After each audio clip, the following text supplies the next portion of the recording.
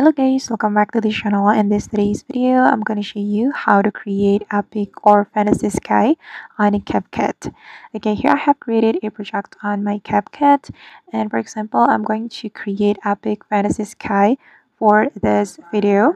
So first of all, we can duplicate this video, tap on the video, and then you're going to scroll all the way to the right until you find duplicate option.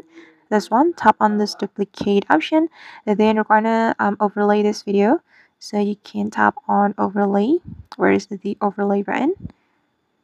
Okay, it's right here. Tap on this overlay, then I'm going to adjust the position. Okay, and we're going to add the epic fantasy sky. We're going to import the cinematic earth video or photo, so we can click on we can click on overlay, then tap on add overlay.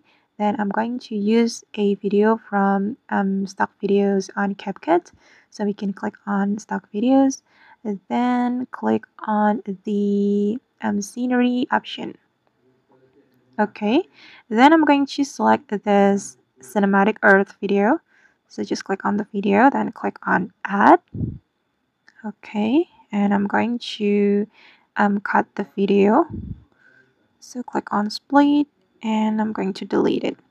Okay, and I'm going to rotate the cinematic earth clip video. You can rotate it like this, then you can adjust the position. Then we're going to add mask, so you can scroll all the way to the right again until you find the mask option. Then you can select the horizontal mask. Okay, then we're going to rotate it again like this. All right, and I'm going to drag this line a little bit, drag it up a little bit. All right, and you can drag this arrow, you can drag it down. Then you can keep adjusting until you're satisfied with how it looks. Okay, and now it's done, and I'm going to show you the final result.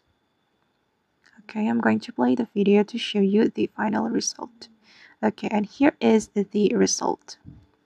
Alright guys, and that's how we can create epic or fantasy sky on CapCut.